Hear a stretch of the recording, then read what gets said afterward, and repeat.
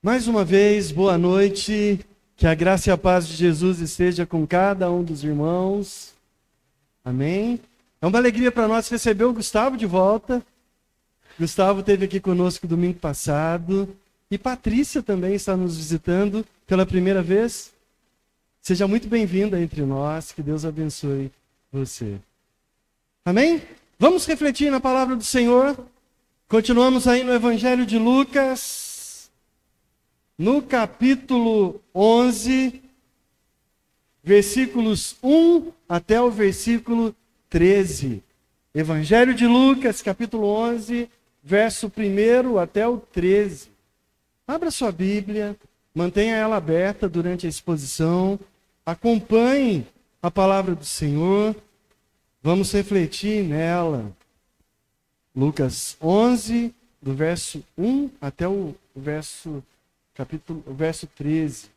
Lucas 11, de 1 a 13.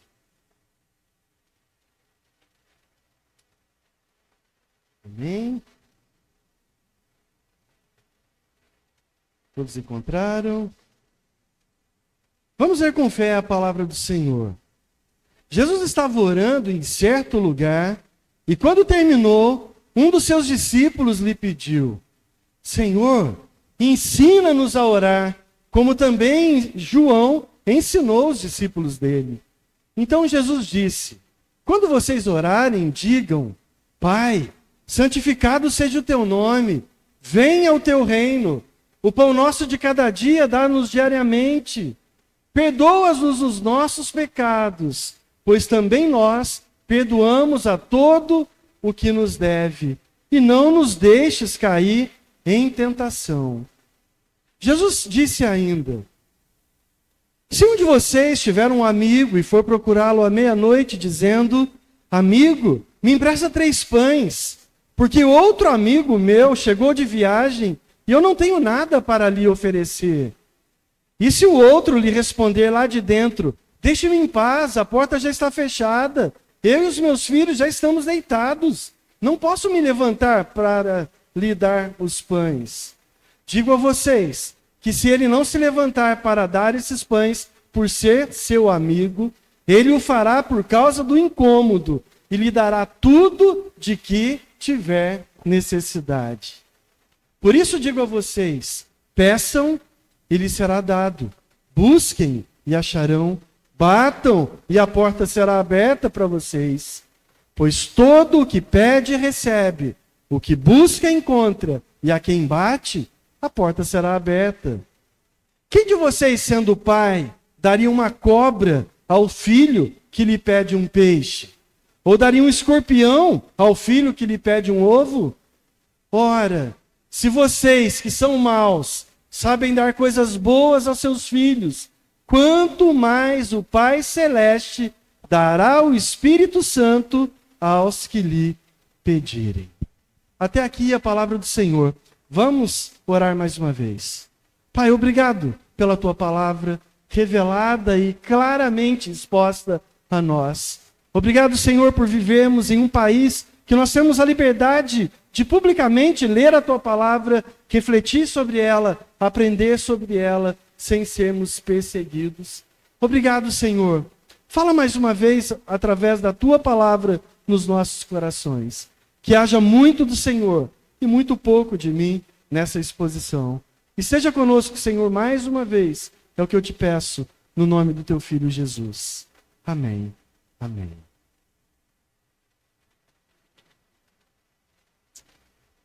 Irmãos, hoje a gente vive muita inquietação, não é? Quanta inquietação tem marcado os nossos dias.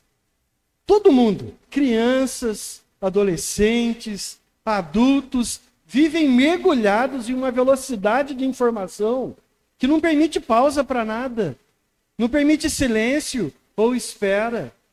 Parar sem fazer nada parece insuportável e logo dá lugar ao tédio e a uma inquietação perturbadora. Nesse contexto, quase tudo funciona sob demanda, por pressão. Pense na velocidade que uma indústria produz um determinado produto hoje. E compare isso com o que acontecia 50 anos atrás. Se a gente olhar para a indústria automotiva, olha a velocidade de produção de um carro. E vamos voltar um pouco mais. Tente olhar lá para trás na Revolução Industrial, com Ford produzindo os primeiros Ford T, naquelas linhas de produções bem vagarosa, e compare com uma linha de produção hoje. A velocidade é muito grande. Tudo mudou. A forma de viver também acompanhou essa aceleração frenética da vida. Se a gente voltar um pouco menos, 20 anos atrás, 30 anos atrás, quando alguns de nós eram adolescentes na escola e precisava fazer um trabalho na escola, né? No Rio não, Igor, você vai chegar lá também. A gente olhava, precisava fazer um trabalho, tinha que sair de casa, ir na biblioteca pública da cidade, pesquisar numa enciclopédia, na época era a Barça, achava aquilo, lia, entendia, copiava, fazia o trabalho, entregava. Hoje, na palma da mão, o celular, o sujeito nem fala nada. Abre, antes era o Google, agora nem o Google não usa mais, usa uma inteligência artificial. Joga o tema e rapidamente o trabalho está pronto, como se fosse o sujeito que escreveu. A aceleração é muito grande e o nosso coração continua inquieto. A gente quer respostas rápidas, soluções imediatas, resultados visíveis. Só que quando essa lógica invade a nossa vida espiritual, a coisa fica muito ruim e a heresia está garantida. A oração passa a ser tratada do mesmo modo como um recurso de emergência, um botão a ser apertado quando nada mais funciona, ou um ritual automático, repetitivo, sem reflexão. Nós queremos que Deus responda na hora, que atenda o nosso gosto, do jeito que a gente quer, na hora que a gente quer. Do mesmo jeito que a gente pede comida num aplicativo, e se demora minutos a mais para chegar, a gente já fica desesperado, já quer mudar o fornecedor. Muitos oram, poucos permanecem. Muitos falam, poucos confiam. Muitos repetem palavras, mas poucos se colocam verdadeiramente diante de Deus, com o coração aberto, para ouvir verdadeiramente o que Deus tem a dizer. E é exatamente nesse cenário, tão próximo da nossa realidade, que Lucas nos apresenta Jesus ensinando sobre oração. Não para ajustar técnicas, mas para redefinir o coração do discípulo. É interessante como Lucas coloca ali, Jesus começa orando, os discípulos olham Jesus orando e pedem para Jesus, mestre, nos ensina a orar. Veja bem que eles não usam a expressão, nos ensina a orar do jeito que o Senhor está orando. Mas eles pegam uma comparação, nos ensina a orar do jeito que João ensina os discípulos dele a orar. Nós precisamos lembrar que Jesus está seguindo resolutamente o caminho da subida para Jerusalém, e Lucas nos convida a parar e observar esse algo que é muito importante e decisivo. O rei que caminha para a cruz é também o rei que ora e que ensina os seus discípulos a maneira correta de orar. Então, nesse texto que nós acabamos de ler, a oração não aparece como um apêndice da vida cristã, mas como o coração pulsante do discipulado. Não é um anexo, é algo essencial, fundamental para a vida cristã. Aqui está a grande ideia da passagem. Jesus ensina que o discípulo verdadeiro ora aprendendo com o rei, persevera diante do Pai e descansa confiadamente na bondade de Deus. Certo de que Deus responde, não com migalhas, mas com o dom supremo do seu Espírito. Então nós vamos refletir nessa passagem em 3 movimentos bem claros e progressivos que o texto nos leva. Primeiro, nós somos chamados a aprender a orar com Jesus, nos 4 primeiros versículos. Não repetindo tradições vazias, mas entrando na relação de filho com o Pai. Alinhando a vida à glória do nome de Jesus, ao avanço do seu reino e à dependência diária da provisão de Deus. Em seguida, Jesus nos confronta com a necessidade de persistir em oração diante do Pai, nos versos 5 até 10. A oração verdadeira não desiste no silêncio, não esmorece na demora, mas aprende a pedir, buscar e bater, confiando que Deus ouve a nossa oração. Lembrando o que o profeta Isaías disse, que as mãos do Senhor não estão encolhidas para não abençoar, nem os seus ouvidos estão tampados para não ouvir o clamor e a oração dos seus filhos. E por fim, o Senhor ancora tudo em um fundamento inabalável. Confiar na bondade de Deus, nos versículos 11 até 13. Um pai que não engana seus filhos e que oferece o melhor e maior dom que nós podemos receber, que é a presença do Espírito Santo, para sustentar uma vida de fé em um mundo quebrado que nós vivemos. Então, irmãos, esse texto nos chama a abandonar a autossuficiência espiritual, a religiosidade mecânica e a oração sem entrega. Diante do rei que ora, que ensina, que insiste, que promete, a pergunta não é se nós sabemos repetir orações, mas se nós estamos dispostos a aprender a viver diante do Pai com uma confiança perseverante e inabalável. É sobre isso que nós vamos refletir nessa noite. E aí eu pergunto para os irmãos, será que nós sabemos orar mesmo? Será que a gente sabe orar de verdade? Os discípulos não sabiam. Por isso eles pediram que Jesus os ensinasse a orar. Então vamos aí ao primeiro movimento do texto. Aprendendo a orar com Jesus. Os 3 primeiros versículos do texto. Reveja os detalhes que a palavra de Deus nos dá sobre a oração. Vamos ver de novo aí os versículos 1 até o 4. Perdão, é 1 até 4 ali. De uma feita, estava Jesus orando em certo lugar. Quando terminou, um de seus discípulos lhe pediu: Senhor, ensina-nos a orar, como também João ensinou aos seus discípulos. Então ele os ensinou: quando orardes, dizei: Pai, santificado seja o teu nome. Venha o teu reino. O pão nosso de cada dia dá-nos de dia em dia. Perdoa-nos os nossos pecados, pois também nós perdoamos a todo o que nos deve. E não nos deixe cair em tentação. Ou melhor, nos livra do mal. Talvez essa seja a oração mais conhecida em nosso país. Mesmo quem pouco frequenta a igreja, ou é pertencente a uma religião, consegue citar ao menos um trecho dessa oração que Jesus ensinou, chamada de o Pai Nosso, né? No mundo de Jesus, as coisas não eram muito diferentes. A piedade judaica estava profundamente marcada por um rito gigantesco de orações fixas, por fórmulas memorizadas, por horários estabelecidos de devoção. Rabinos ensinavam seus discípulos a repetir orações tradicionais, e João Batista havia feito o mesmo com os seus. E os discípulos sabiam disso. Nesse contexto, a oração era muitas vezes um exercício de tradição, de hábito, de repetição. E isso pode acontecer perfeitamente entre nós, quando as nossas orações são cheias de fórmulas prontas, de jargões evangélicos, de rituais, enfim. Não é uma conversa sincera com Deus, mas é praticamente um balbuciar, né? Um metralhar de palavras decoradas, mas o coração distante daquilo que nós estamos falando.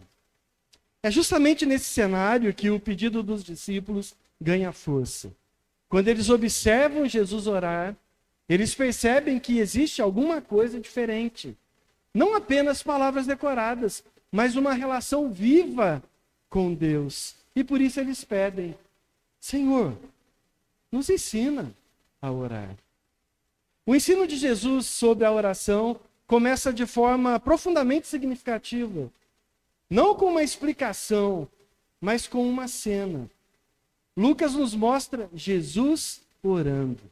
Veja bem que Lucas faz questão de mostrar, não é a primeira vez, nós estamos no capítulo 11, quantas vezes Jesus já orou e os discípulos perceberam Jesus orando até aqui no capítulo 11.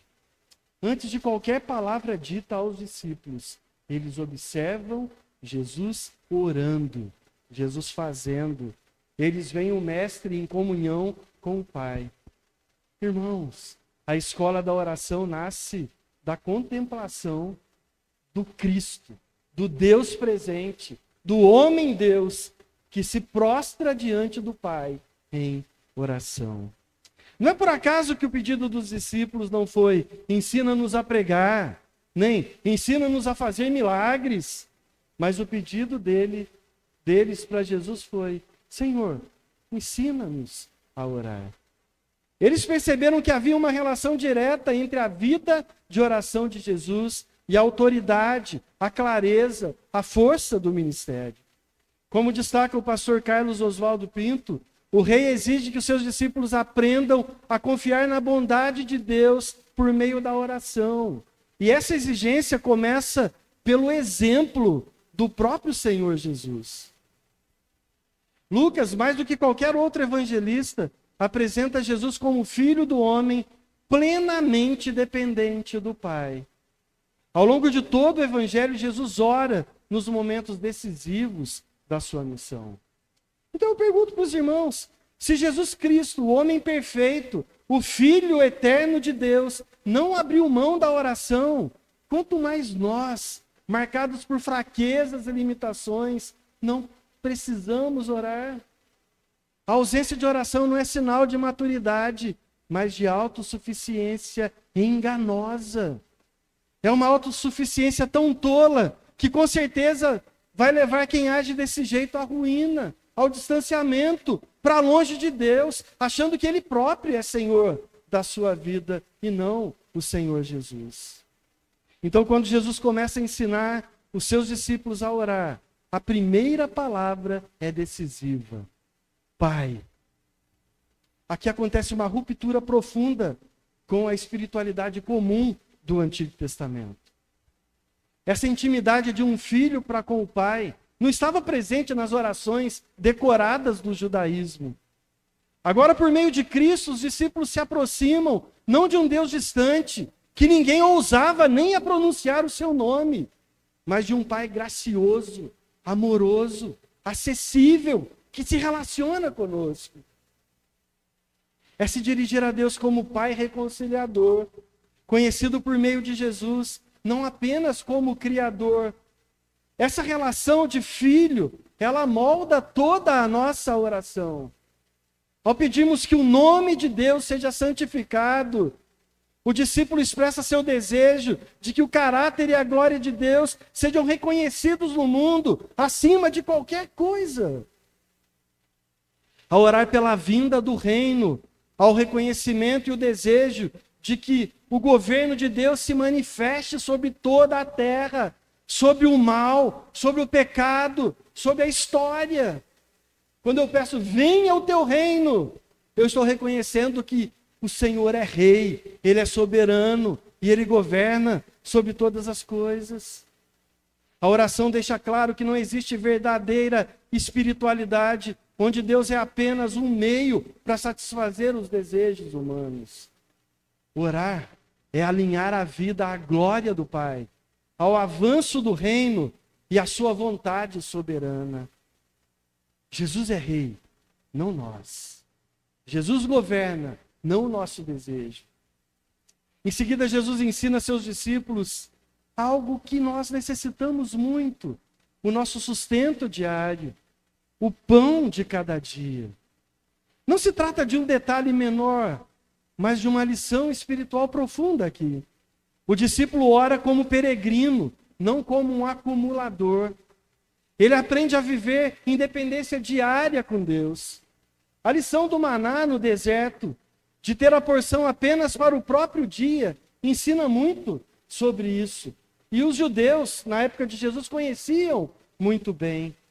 Esse pedido revela tanto a dependência física quanto à dependência espiritual. Jesus nos ensina a pedir o necessário, não o excesso, não o supérfluo, mas aquilo que realmente é essencial para a nossa vida. E não para toda a vida, para cada dia. A verdadeira fé se expressa em confiar a Deus, não apenas o futuro distante, mas as necessidades simples e básicas da nossa vida cotidiana. Você costuma levantar de manhã e olhar para Deus: Senhor, dá o sustento que eu necessito para o dia de hoje. Sustenta a minha vida durante o dia de hoje. Sustenta a minha casa durante o dia de hoje. Sustenta a minha família durante o dia de hoje. Sustenta a minha fé, Senhor, durante o dia de hoje. Faz com que eu glorifique mais o Senhor durante esse dia que eu vou passar hoje.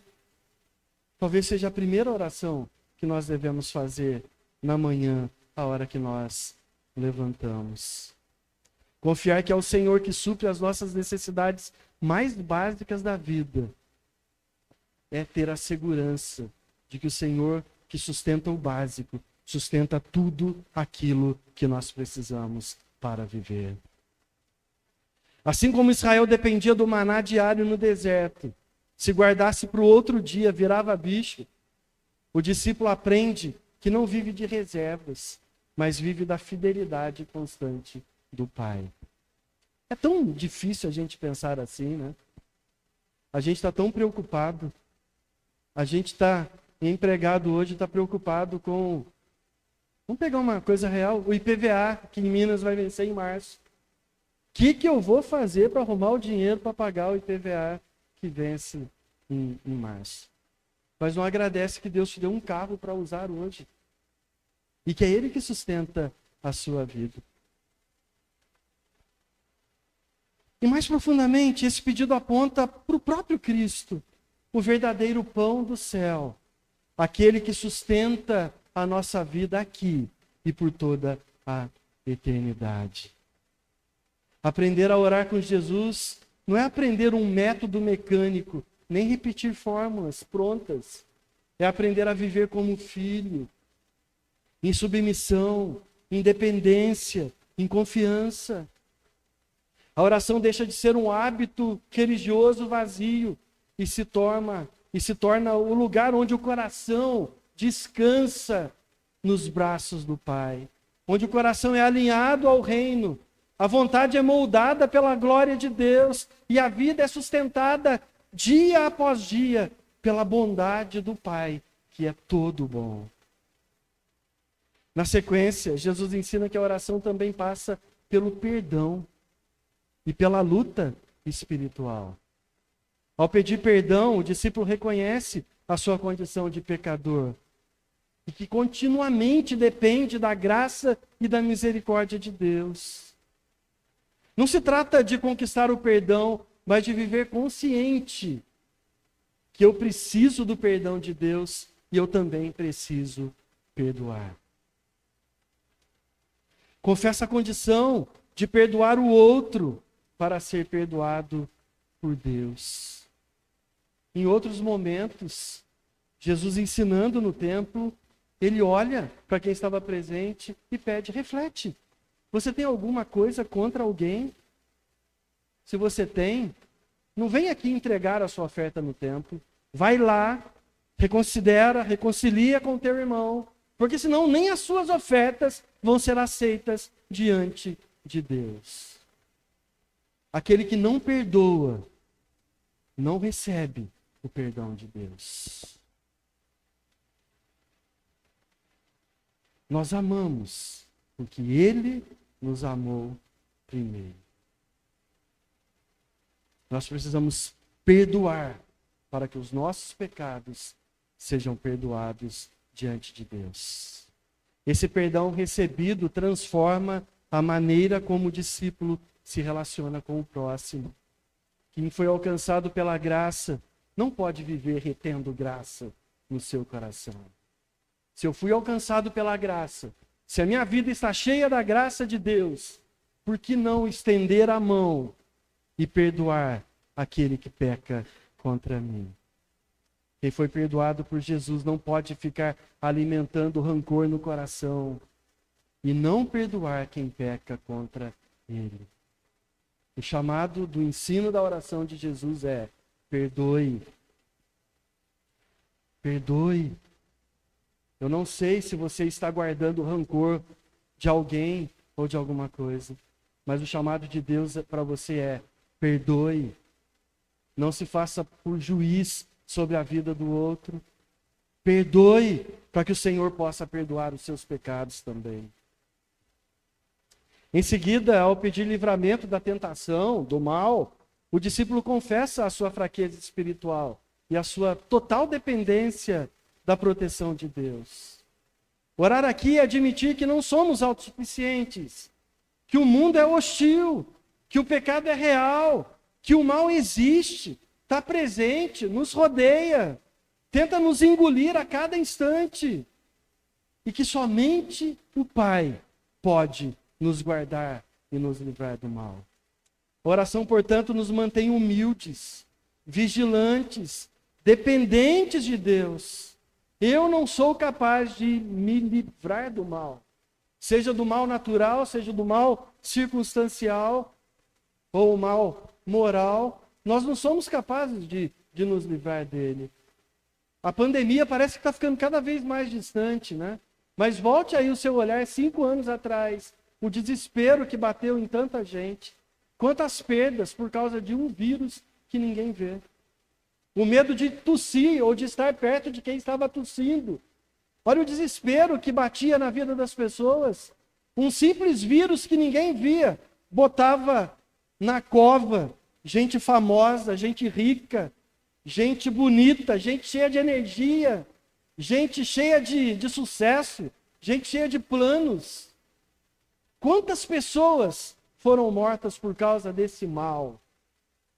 Mas a oração do crente, do justo, do salvo em Cristo é: Senhor, livra-nos do mal. Quanta violência está presente hoje. Eu não sou capaz de me guardar do mal. Quem garante que não possa acontecer algo na sua vida essa semana? Quem garante? Mas eu posso garantir que se eu estiver em comunhão com o Senhor, nenhum mal pode acabar com o nosso relacionamento com Deus. O Senhor pode permitir que o mal avance sobre nós. Eu já citei isso antes, o pastor Augusto Nicodemos disse que o mal, Satanás, é como um cachorro bravo preso na corrente, que só vai até onde a corda permitir, né? Então Deus está presente, Deus pode permitir o mal. Olha para a vida de Jó, Deus permitiu que o mal atacasse a família, atacasse os bens, atacasse o próprio corpo de Jó. Deus pode, mas nenhum mal pode separar você do amor de Deus. Nada é capaz de nos separar de Deus. Se eu estiver em comunhão com o Senhor, nenhum mal pode me separar da comunhão com o Senhor. Então, aprender a orar com Jesus não é aprender um método mecânico, nem repetir uma oração decorada. É aprender a viver como filho, submisso, dependente, confiante no Senhor. A oração vai deixar de ser um hábito religioso vazio e vai se tornar o lugar onde o coração é alinhado ao reino, a vontade é moldada pela glória de Deus e a vida é sustentada dia após dia pela bondade fiel do Pai. Em suma, Jesus nos ensina que orar é viver diante de Deus com humildade, com fé, com confiança perseverante. É assim que o discípulo caminha com o rei rumo a Jerusalém e aprende nessa caminhada que toda a vida depende do Pai. Jesus não só ensina a orar, como também nos incentiva a persistir diante do Pai. Olha a sequência do texto aí. Jesus conta uma parábola bem interessante. Vamos rever aí os versículos 5 a 10.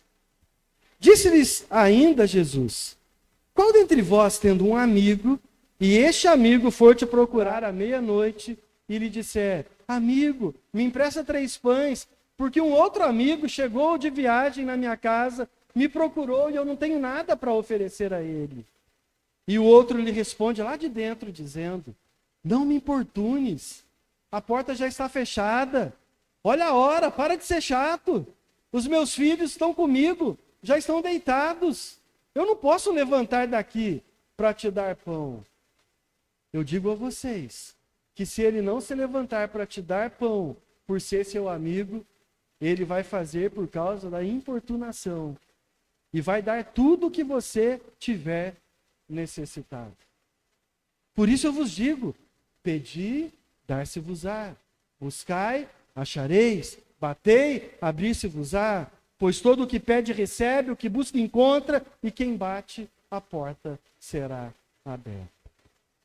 Então Jesus, depois de ensinar como orar, agora ele ensina como permanecer em oração. Ele não acrescenta novas palavras à oração modelo, né?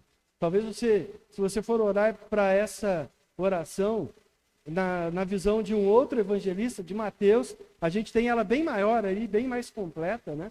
Com mais detalhes. Lucas se prendeu apenas ao fundamental da oração para nos ensinar. Só que a pedagogia do rei continua sendo relacional e concreta. Jesus sabe que o maior desafio na vida de oração não é começar a orar, mas é continuar orando quando a resposta demora demais para chegar. É a perseverança. A parábola é simples, é quase desconfortável, né? É um chato incomodando quem está dormindo, que não quer se levantar porque os filhos também estão dormindo, mas de tanto ser incomodado pelo chato, ele se levanta para entregar o pão, para ficar livre do amigo que fica importunando lá, batendo na porta. Na cultura do Oriente Médio, hospitalidade não era uma opção, era um dever moral. Não receber bem um hóspede era motivo de vergonha pública. O problema é que ele não tem nenhum pão em casa. Então ele faz algo socialmente impróprio, né? Bate a porta de um amigo numa hora inconveniente, insistindo por ajuda. A resposta inicial é dura, a porta está fechada, as crianças dormem, o custo é alto demais para atender o pedido do amigo. Tudo conspira contra esse pedido, mas Jesus destaca um detalhe decisivo: o homem não desiste, ele insiste, ele persevera, ele importuna. E não é por amizade, mas por causa da persistência que o outro se levanta e dá tudo o que o outro precisa. Irmãos, Jesus não está comparando Deus a um amigo relutante, mas ele está ensinando por contraste. Jesus não está ensinando que você precisa fazer birra para conseguir alguma coisa dele. Não é nada disso. Não é uma premissa para eu colocar Deus na parede e exigir que Deus faça para mim aquilo que eu quero. Não é nada disso.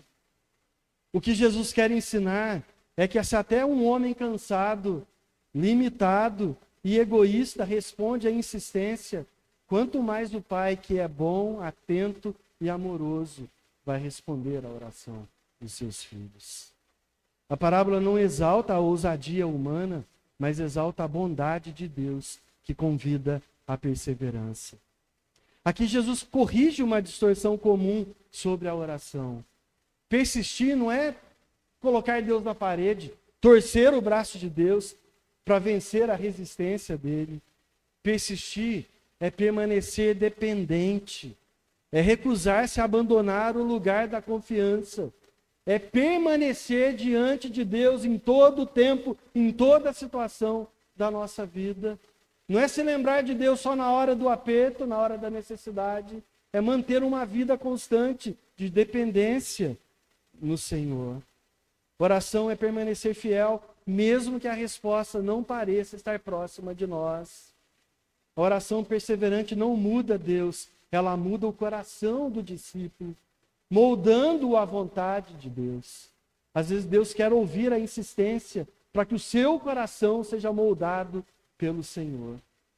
Nós conhecemos casos de mães que oraram pelos filhos por 25, por 30 anos, para que Deus salvasse a vida dos filhos. E Deus, no momento certo, Ele ouve a oração dessa mãe que clama. É por isso que Jesus conclui com 3 imperativos no presente contínuo aí. Olha para o texto. Pedi, buscai, batei. Não são ações pontuais, mas são atitudes constantes. É pedir e continuar pedindo sempre. É buscar e continuar buscando sempre. É bater e continuar batendo até que a porta seja aberta. A vida de oração do discípulo é marcada por um movimento contínuo de dependência. Pedir reconhece a necessidade.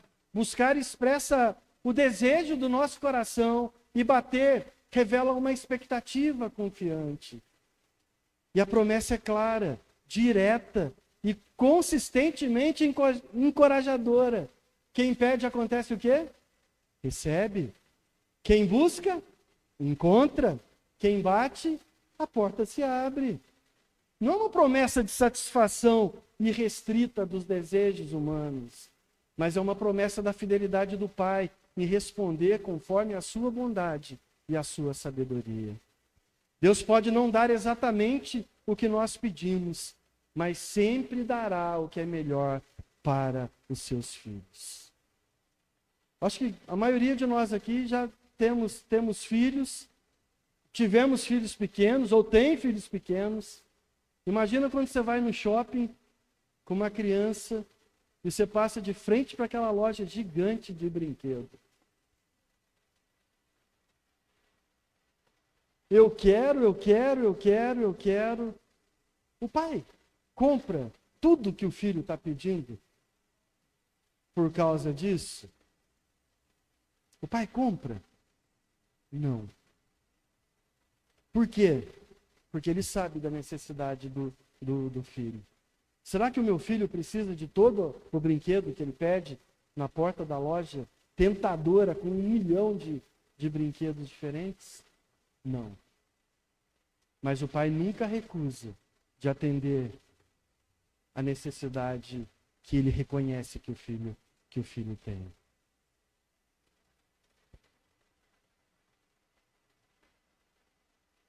Essa perseverança na oração, ela ecoa toda a Escritura.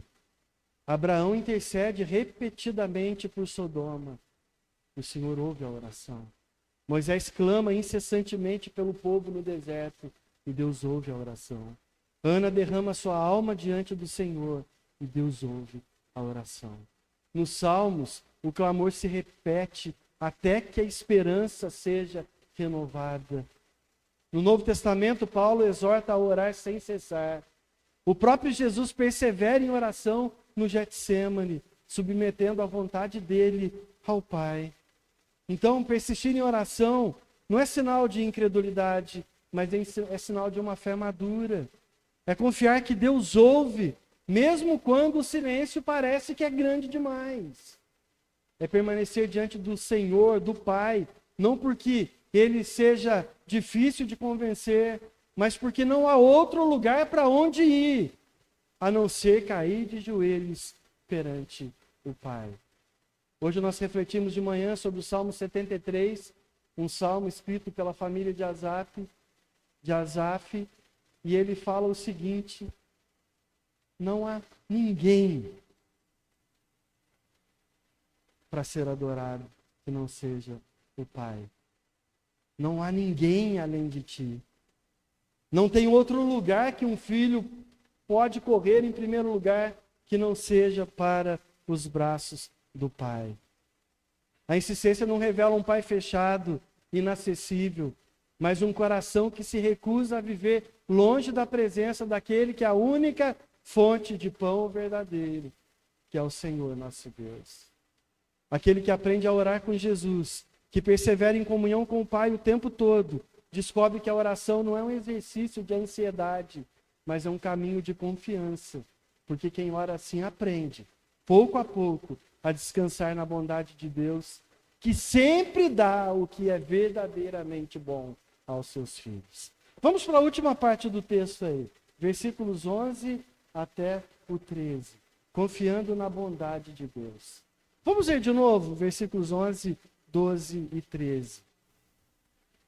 Qual dentre vós é o pai que, se o filho lhe pedir pão, lhe dará uma pedra? Ou se pedir um peixe, lhe dará no lugar de peixe, uma cobra? Ou se lhe pedir um ovo, lhe dará um escorpião? Ora, se vós que sois maus, sabeis dar boas coisas, boas dádivas aos vossos filhos, quanto mais o Pai Celestial dará o Espírito Santo àqueles que lhe o pedirem. Veja bem que eu peguei duas versões diferentes. Não há um certo consenso em que a expressão pão no lugar de pedra esteja presente nos textos originais, por isso que a Almeida Atualizada não cita essa expressão, outra tradução cita. Mas, de qualquer forma, são 3 exemplos claros para a gente entender que nenhum pai dá coisa ruim quando o filho lhe pede uma coisa que é essencial. Jesus termina o texto dizendo: Deus é bom. Vocês que são maus sabem dar coisas boas aos seus filhos. Quanto mais o Pai Celestial dará o Espírito Santo àqueles que pedirem. Jesus conclui esse ensino sobre a oração, conduzindo os discípulos ao fundamento de toda a vida de oração verdadeira, que é a confiança na bondade do Pai. Depois de ensinar a orar, de 1 a 4, de chamar a perseverança na oração, de 5 a 10, ele agora revela por que podemos orar com ousadia, com insistência e com descanso. Porque Deus é bom. E Ele é Pai. E o Espírito Santo está presente. E foi enviado a nós e nos ajuda na nossa fraqueza. Como o versículo que nós lemos de Romanos no início do culto. A argumentação de Jesus é simples, direta, profunda. Ele parte da experiência comum. Pais humanos que, mesmo sendo maus, sabem dar boas coisas aos seus filhos. Nenhum pai, em sã consciência, troca pão por pedra para dar para o filho. Nenhum pai que o filho quer peixe, dá uma serpente para o filho. Ou que o filho quer um ovo, dá um escorpião na mão do seu filho. Se isso é verdadeiro no nível humano, quanto mais no relacionamento com o Pai Celestial, que é todo bom. Aqui Jesus desmonta uma das maiores barreiras à oração, a suspeita de que Deus pode nos enganar, nos frustrar, ou nos dar algo prejudicial, ou que Ele não está presente, que não ouve o nosso clamor, que não responde às nossas orações. A falta de oração muitas vezes não nasce da ignorância, mas da desconfiança, da troca de senhorio, de governo na nossa vida. Mas Jesus vai além. Lucas registra isso que é decisivo, que o maior dom que o Pai concede não é simplesmente coisas boas, mas é o Espírito Santo. Esse é o ponto mais importante do ensino de Jesus aqui sobre oração. O que Deus promete àqueles que pedem, buscam, batem, não é a realização automática dos desejos, mas é a presença viva e ativa do próprio Deus em nós. O Espírito Santo é o bem supremo do reino, é a resposta da promessa de Jesus de subir e enviar o outro Consolador. Deus presente, na pessoa do Espírito Santo, é a dádiva mais preciosa que sustenta os discípulos na caminhada até Jerusalém e sustenta a nossa vida até o fim dessa vida terrena, até nos encontrarmos e vivermos com Ele para sempre. Isso corrige profundamente a nossa compreensão da oração. Presta bem atenção no que eu vou dizer agora. Orar não é um meio de controlar a Deus, mas é um caminho para ser moldado por Ele, para aprender a se relacionar em confiança com o Senhor. Muitas vezes a gente pede soluções e Deus nos concede sustentação. Às vezes a gente pede mudanças externas e Deus opera mudanças e transformações no nosso coração, no nosso interior. Às vezes a gente pede alívio imediato e Deus nos dá perseverança para resistir, para amadurecer, para crescer. O Pai pode negar pedidos específicos, porque nós pedimos mal, como disse Tiago. Mas jamais nega a sua presença, a sua graça e a ação em nós por meio do Espírito Santo que está presente hoje. Então, meus irmãos, ser Deus presente, agindo em nós, mudando a nossa vida, moldando a nossa caminhada, é muito mais importante do que qualquer migalha que esse mundo pode nos oferecer. Confiar na bondade de Deus é aprender que Ele sempre responde de acordo com a sua sabedoria perfeita, o seu amor paterno que é inimaginável. Deus fala que o amor dele é grande por nós. João 3,16 diz que Deus amou o mundo de tal maneira que deu o que ele tinha de mais precioso, o seu único filho, para que todo aquele que nele crê não pereça, mas tenha a vida eterna. Confiar na bondade de Deus é aprender que Ele sempre responde do jeito que Ele quer, da vontade dEle, da ciência que Ele tem de toda a situação, de conhecer até a intenção do nosso coração. O Espírito Santo é quem aplica a obra de Cristo no nosso coração. É quem fortalece a nossa vida na fraqueza. É quem nos orienta na vontade de Deus e nos mantém firmes na fé, nos convencendo do pecado, da justiça, do juízo. É o Espírito Santo que está presente e que nos aponta para Cristo e a maneira correta de viver o tempo todo. Receber o Espírito é receber tudo o que é necessário para viver como um discípulo do Rei em um mundo quebrado como o nosso. É por isso que o apóstolo Paulo nos ensinou em Romanos 8:26, que nós não sabemos orar como convém. A nossa fraqueza não é apenas moral ou circunstancial, é uma fraqueza também espiritual. Muitas vezes nós não sabemos o que pedir, nem como pedir, nem por que pedir. Por isso o próprio Espírito Santo vem em auxílio na nossa fraqueza, intercede por nós com gemidos inexprimíveis e alinha o nosso coração à vontade de Deus, que é perfeita, boa e agradável. Se não sabemos orar, nós precisamos depender de Deus.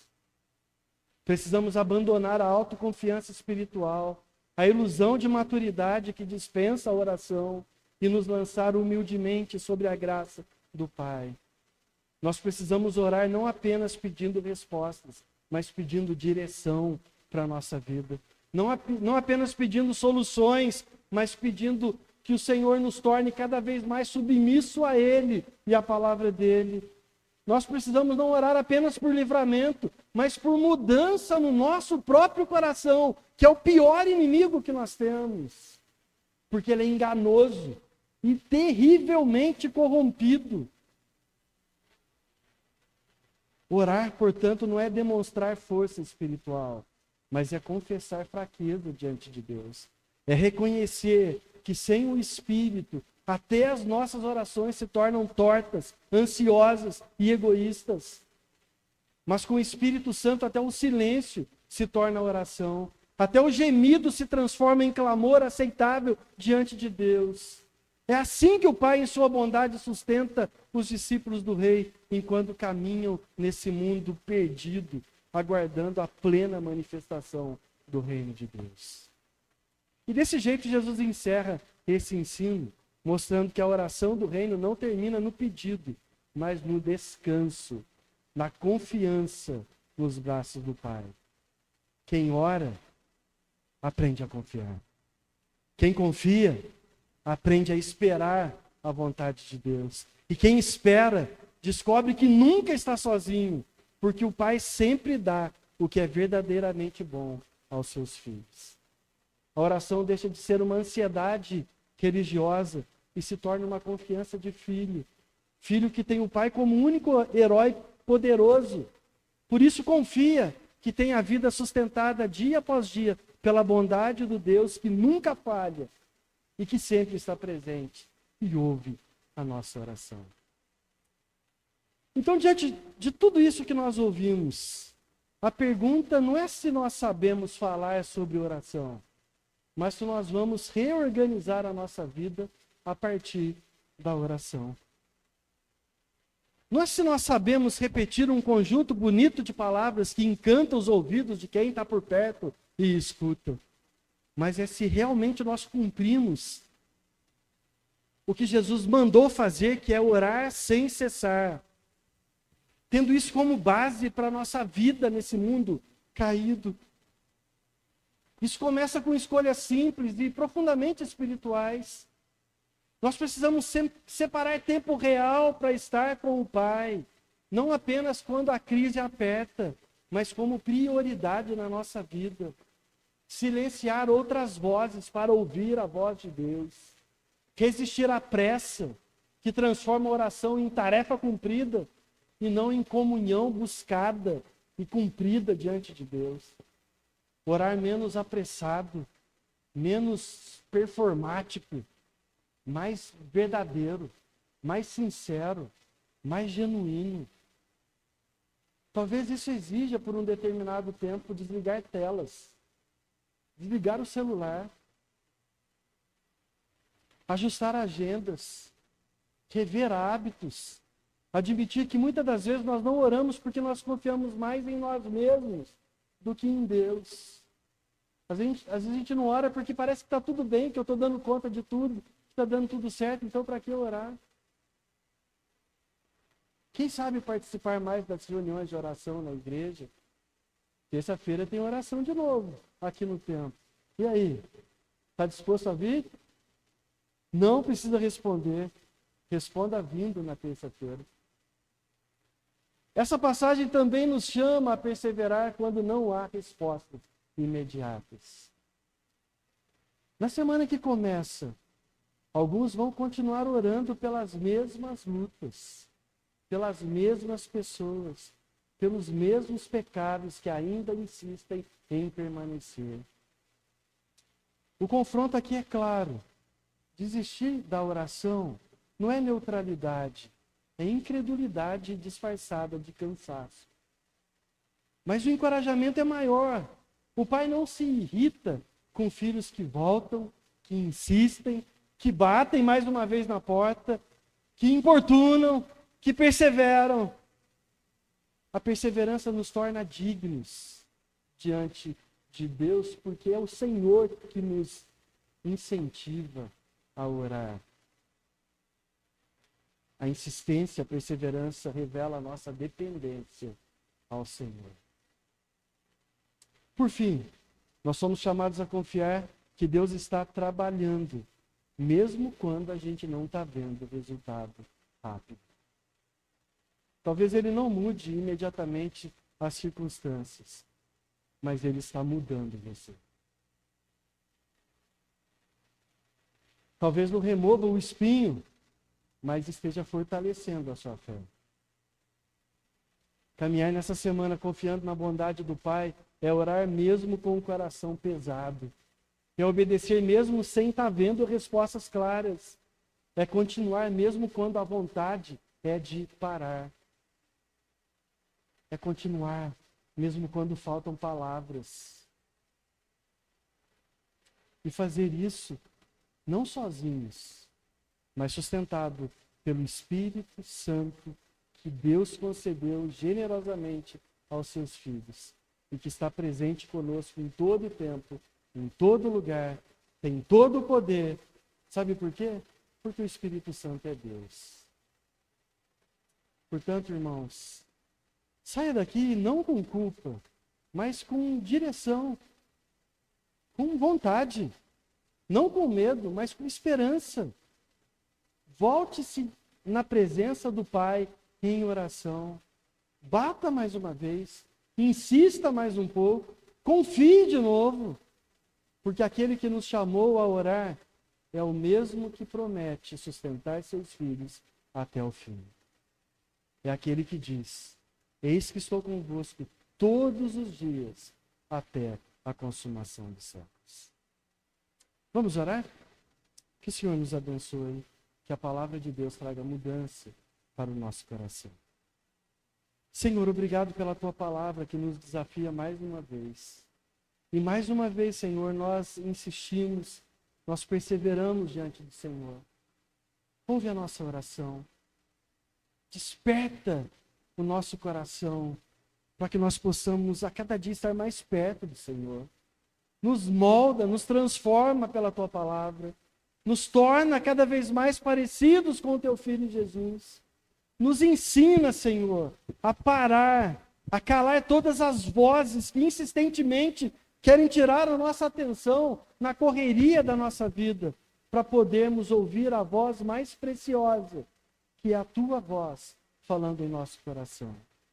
Nos ensina a orar, nos ensina a perseverar em oração, nos ensina a confiar na bondade do Pai, nos ensina a estarmos sempre debruçados aos pés do Senhor e aprender do Senhor e receber esperança e renovo pela presença do Teu Espírito no meio da Tua igreja, no nosso coração. É o que eu clamo mais uma vez, em nome do Teu Filho Jesus. Amém. Amém.